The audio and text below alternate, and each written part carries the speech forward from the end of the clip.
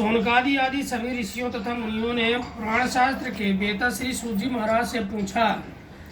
क्या पूछा? वृतेन तपसा किं वा प्राप्यते वांछितं फलं तत्सर्वं श्रोतुमिच्छामः कथयस्य महामुने।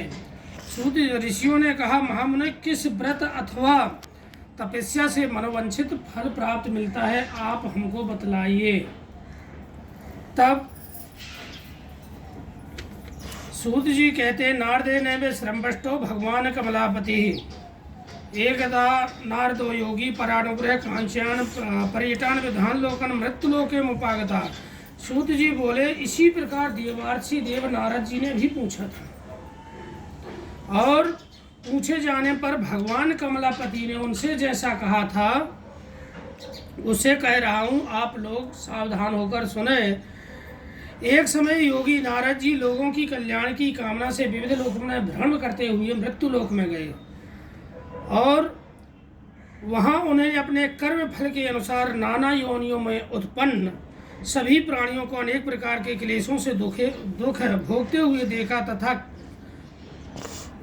भोगते हुए देखा, और मन में सोचा कि इनका दुख किस उपाय से दूर होगा, मुझे क्या करना चाहिए, सुनिश्चित रूप से नाश कैसे हो सकता है इनके दुखों का।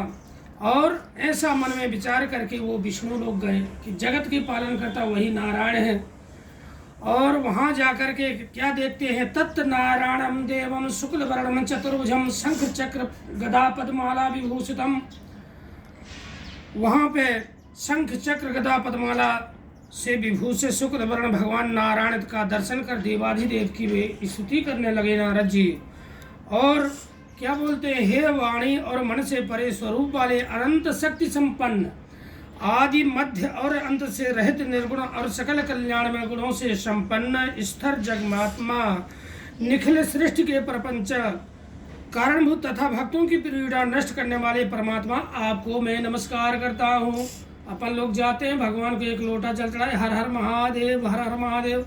अब नारायण कहे तो कितना बोले, वो क्या क्या बोलते हैं, आदि मध्य और अंत से रहित निर्गुण और सकल कल्याणमय गुणों से संपन्न। कितनी व्याख्या कर दी है नारद जी वहाँ जा करके।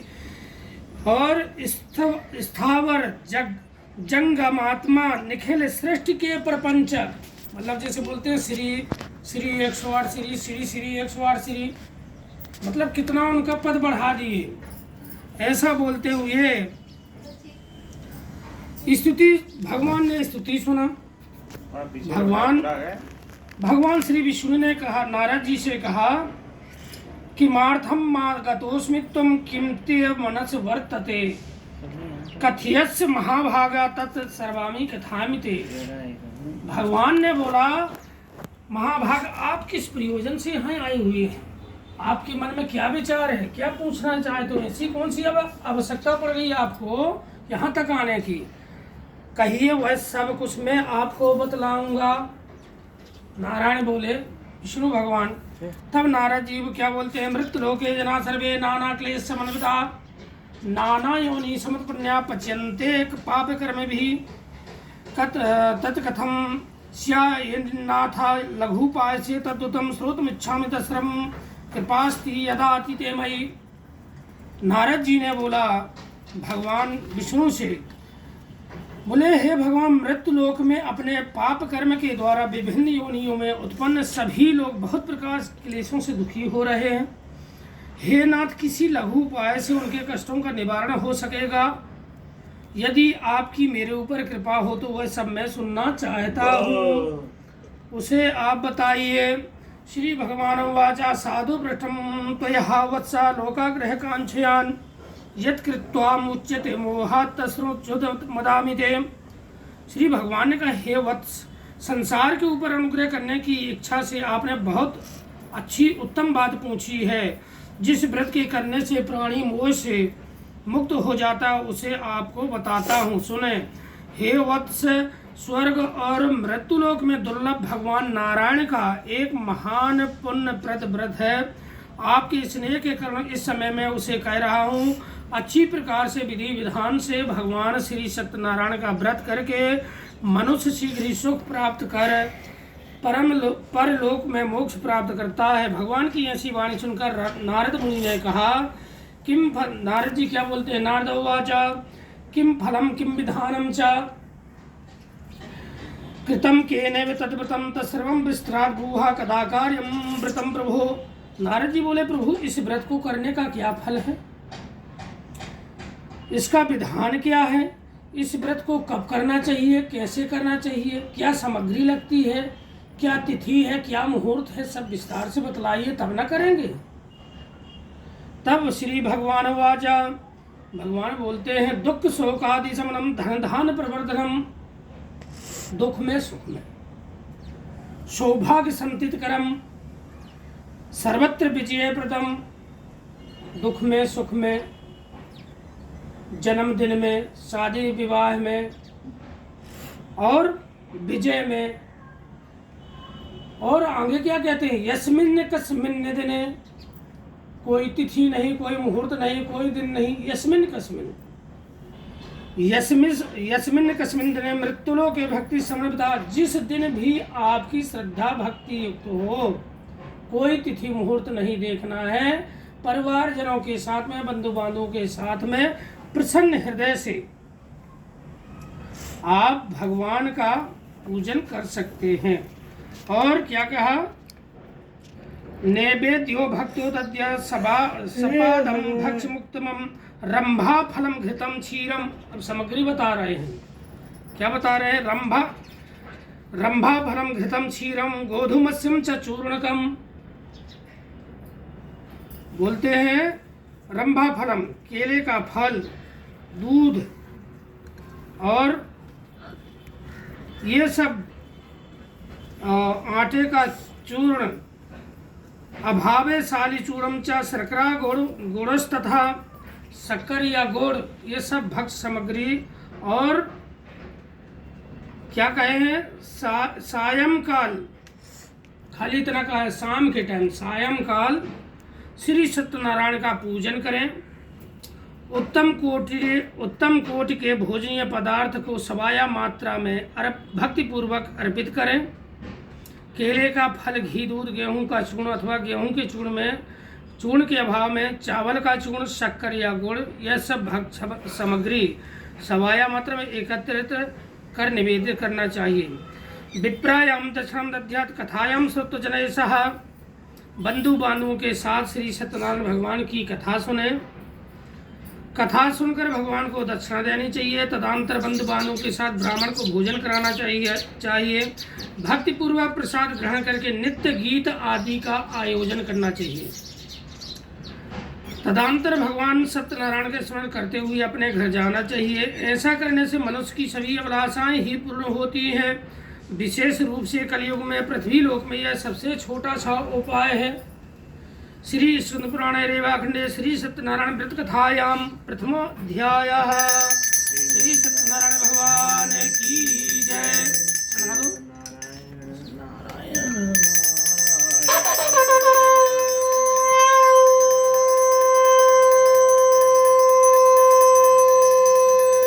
त्रेता की कथा। सोक्ता उवाच यथान्यतरं प्रक्षामि कृतं तेन पुरादयो काशीपुरे रम्य ऋषोषि विप्रो निर्धनम्। श्री सूत जी बोले, हे जो अब मैं पुनः पूर्व काल में जिसने इस सत्यनारायण व्रत को किया था उसे भली भांत विस्तार पूर्वक कहूँगा। रमणीय काशी नामक नगर में अत्यंत निर्धन ब्राह्मण रहते थे। भूख और प्यास से व्याकुल होकर वह प्रतिदिन पृथ्वी पर भटकता रहता था। ब्राह्मण प्रिय भगवान ने उसे दुखी ब्राह्मण को देखकर वृद्ध ब्राह्मण का रूप धारण किया। अब भगवान नारद जी तो विष्णु लोक से पूछ के आ गए कि मृत्यु लोक में भाई इसका सत्यनारायण का व्रत पूजन करेंगे, उनके दुख है, दारिद्र्य सब नष्ट हो जाएंगे। अब भगवान नारद पूछ करके तो आ गए, तो मृत्यु लोक में किससे कहें कि भैया तुम सत्यनारायण का कथा कर लो, किससे जबरदस्ती कहें। भगवान ने एक नारायण का रूप धारण किया, एक साधु का, और देखा कि अत्यंत दारिद्र ब्राह्मण होता, गरीब दुखी, उसके पास एक टाइम का भोजन भी नहीं है। देखते देखते उसके पास गए और क्या कहते हैं, हे तुझ श्रेष्ठ यह सब बतलाओ। दुखी होकर भिक्षा मांगते थे ब्राह्मण। भगवान ने एक साधु का, उनसे भी बूढ़े ब्राह्मण का रूप धारण किया, उनके पास पहुंच गए। बोलते हैं, हे ब्राह्मण देवता, आप क्यों रोज पृथ्वी पर भटकते रहते हो, क्या कारण है? तब ब्राह्मण ने बताया कि मैं अत्यंत दुखी ब्राह्मण हूँ और भिक्षा के लिए भ्रमण करता रहता हूँ।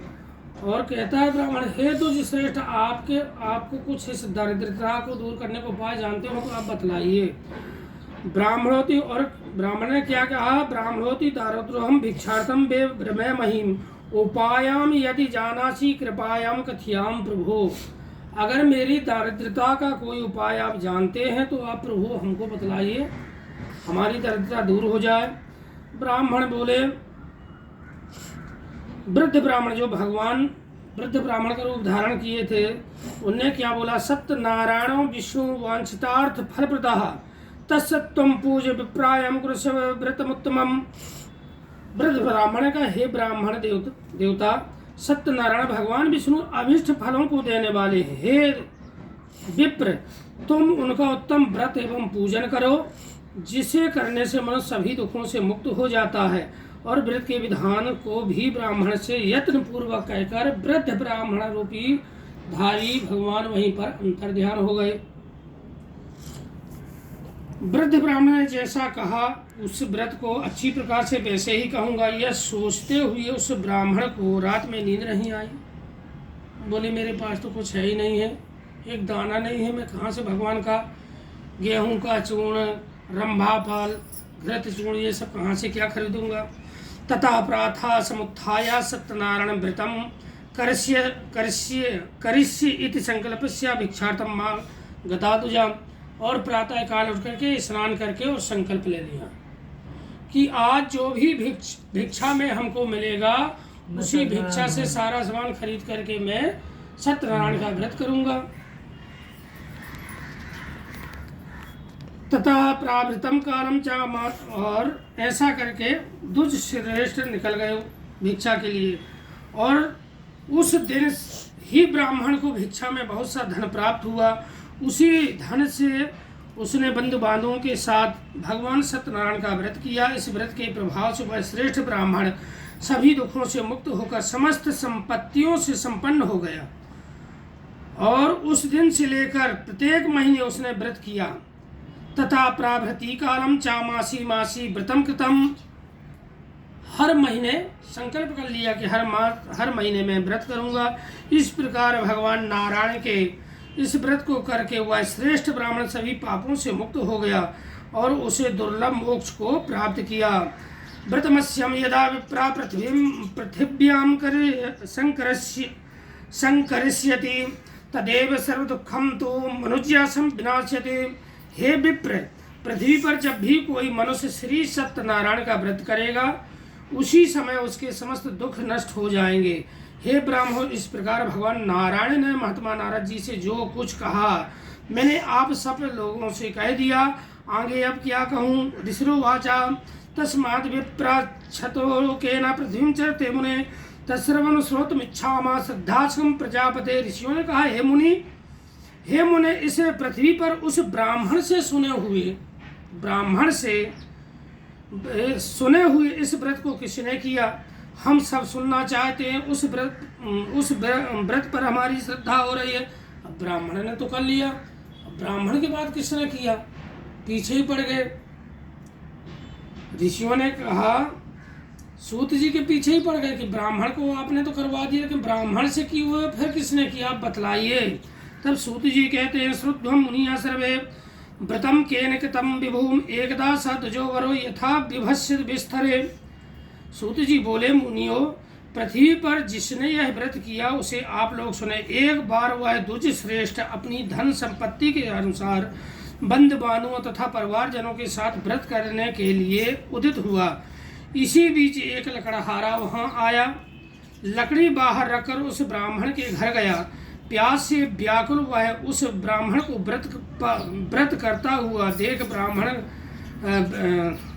ब्राह्मण को व्रत करता हुआ देख प्रणाम करके उससे बोला, प्रभु आप यह क्या कर रहे हैं, इसके करने से किस फल की प्राप्ति होती है, विस्तार पूर्वक मुझे कहिए। विप्रवाच सत्यनारायण देवं व्रतम सर्वे स्थित प्रदम तस्यात् प्रसादान् मे सर्वं धन धान्यादिकं महत्। विप्र ने कहा यह सत्यनारायण का व्रत है जो सभी मनोरथ को प्रदान करने वाला है, उसी के प्रभाव से मुझे यह सब महान धन धान आदि प्राप्त हुआ है। जल पीकर तथा प्रसाद ग्रहण करके वह नगर की ओर चला गया। सत्यनारायण देव के लिए मन से ही ऐसा सोचने लगा कि आज लकड़ी जो बेचने पर जो भी धन मिलेगा प्राप्त होगा, उसी धन से भगवान सत्यनारायण का श्रेष्ठ व्रत करूंगा। इस प्रकार मन में चिंतन करता हुआ लकड़ी को मस्तक पर रखकर उस सुंदर नामक नगर में गया जहां धन संपन्न लोग रहते थे। उसी दिन उसने लकड़ी का दोगुना मूल प्राप्त किया तथा प्रसन्न हृदयम सुपाक्यम कदली फलम शर्करा घृत दुग्धम च गोधूमस्यम च चूर्णकम, और तदंतर प्रसन्न हृदय होकर वह पके हुए केले का फल, शर्करा, घी, दूध और गेहूं का चूर्ण सवाया मात्रा में लेकर अपने घर गया। तत्पश्चात उसने अपने बंधुओं को बुलाकर विधि विधान से भगवान श्री सत्यनारायण का व्रत किया। उस व्रत के प्रभाव से वह धन पुत्र से संपन्न हो गया और इस लोक में अनेक सुखों का भोग कर अंत में सत्यपुर वैकुंठ लोक को चला गया। श्री स्कंद पुराणे रेवाखंडे श्री सत्यनारायण व्रत कथायाम द्वितीयो अध्यायः। श्री सत्यनारायण भगवान की जय। श्रीमन्नारायण नारायण नारायण भजवन नारायण नारायण नारायण लक्ष्मी नारायण नारायण नारायण श्रीमन्नारायण नारायण नारायण। बोलिए सत्यनारायण भगवान की जय।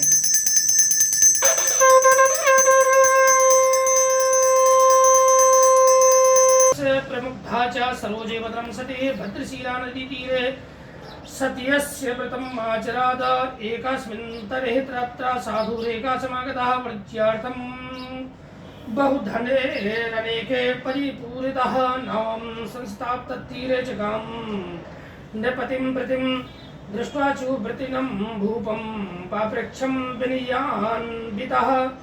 सूत जी बोले श्रेष्ठ मुनियों, अब मैं पुनः आगे की कथा कहूंगा, आप लोग सुने। प्राचीन काल में उल्का मुख नाम का एक राजा था। वह जितेंद्रिय, सत्यवादी तथा अत्यंत बुद्धिमान था। वह विद्वान राजा प्रतिदिन देवालय जाता और ब्राह्मण को धन देकर संतुष्ट करता था।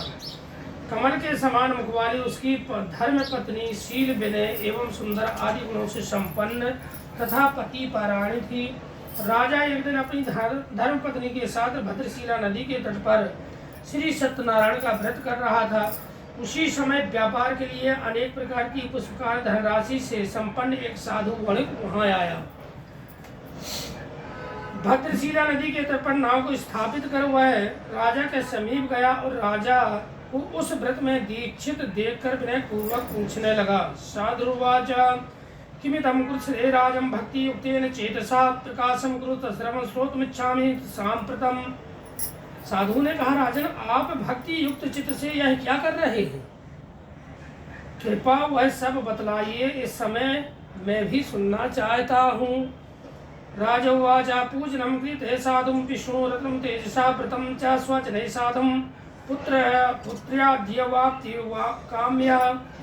राजा बोले, हे साधु, पुत्र आदि की प्राप्ति की कामना से अपने बंधु बांधवों के साथ में अतुल तेज संपन्न भगवान विष्णु का व्रत एवं पूजन कर रहा हूँ। भूपस्य वचनम सुप्ता साधु प्रवाचम शारदम सर्वम कथयामि में राजम करिष्यते हम। और क्या बोलता है साधु? राजा की बात सुनकर साधु ने आदर पूर्वक कहा, राजन इस विषय में आप मुझे सब कुछ विस्तार से बतलाइए। आपके कथानुसार मैं व्रत एवं पूजन करूंगा, मुझे भी संतति नहीं है। राजा ने बताया कि भाई संतति प्रदान करने वाला है, धन वैभव देने वाला है। साधु ने कहा, जो बनिया आया था उसने कहा मेरी भी संतति नहीं है, और सब कुछ विस्तार से बतलाइए। इससे अवश्य ही संतति प्राप्ति होगी। ऐसा विचार कर वह व्यापार से निवृत्त हो आनंद पूर्वक अपने घर आया।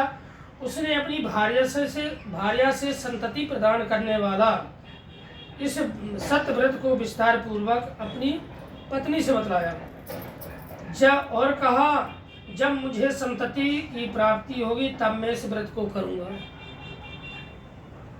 जब हमको संतान हो जाएगी तभी मैं व्रत करूंगा, इसके पहले नहीं। इस प्रकार उस साधु ने अपनी भार्या लीलावती से कहा।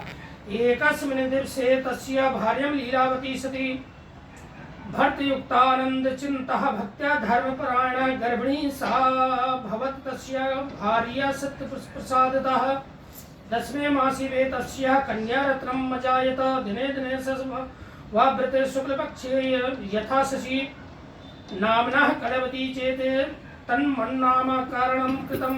ततो लीलावती प्राह स्वामिन् मधुरं वचनं न करोमि क्रमार्थं मैं पुरा संकल्पति व्रतम्। एक दिन उसकी लीलावती नाम की सती साध्वी भार्या पति से साथ अनन्य ऋतुकालीन धर्म में प्रवृत्त हुई और भगवान श्री सत्यनारायण की कृपा से उसकी वह भार्या गर्भिणी हुई। 10वें महीने में उसने कन्या रत्न की उत्पत्ति हुई और वह शुक्ल पक्ष के चंद्रमा की भांति दिन प्रतिदिन बढ़ने लगी। उस कन्या का कलावती यह नाम रखा गया। इसके बाद एक दिन लीलावती ने अपने स्वामी से मधुर वाणी में कहा, आप पूर्व में संकल्प श्री सत्य